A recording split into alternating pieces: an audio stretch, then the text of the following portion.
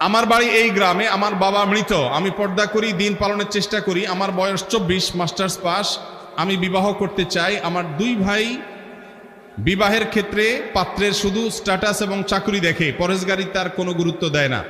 আমার অনেক বিবাহ বাতিল হয়েছে, এই জন্য আমার ভাইদেরকে নসিহা দিন, আপনার একদিনই বোন।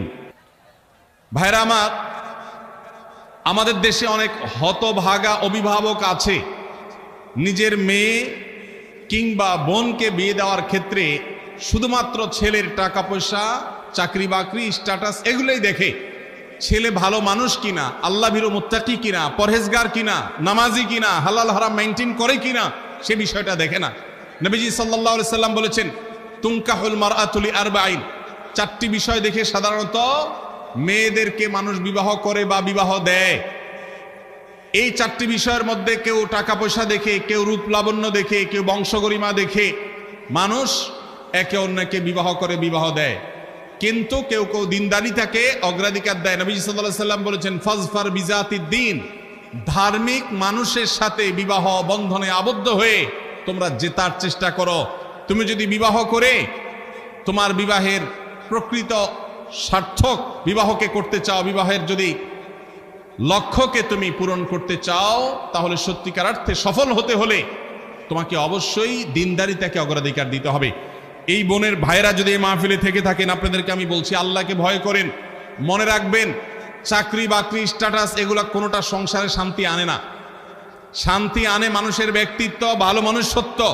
ভালো মানুষ হলে উপার্জন একটু কম হলেও, সামাজিক তথাকথিত স্ট্যাটাস একটু নিচে থাকলেও সংসার সুখের হবে। আর যদি ভালো মানুষ না হয়, যত বড় স্ট্যাটাস হোক, যত বড় চাকুরে হোক, কখনো সেখানে শান্তি আসবে না।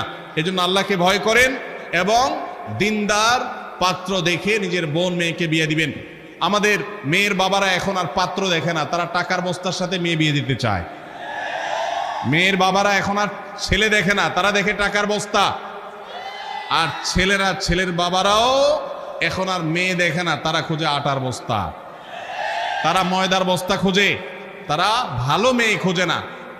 যদি ভালো ছেলে পেতে চান, আপনার এলাকায় ফজরের নামাজের সামনের কাতারে তাকবীরে উলায় যেই যুবক নামাজ পড়ে, এই যুবককে ভালো ছেলে ধারণা করতে পারেন।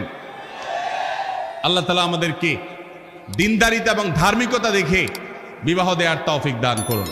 ভাইরা আমার, আমরা যদি পার্থিব জিনিস দেখে বিয়ে শাদী করি এবং দেই, তাহলে সেক্ষেত্রে আমরা কিন্তু ধরা খাবো, লাভবান হব না। এই বোনকে বলতে চাই, আপনি এলাকার আলেম ওলামা, মসজিদের ইমাম সাহেব, তাদের মাধ্যমে আপনার ফ্যামিলির লোকজনকে বোঝাবার চেষ্টা করেন। আমরাও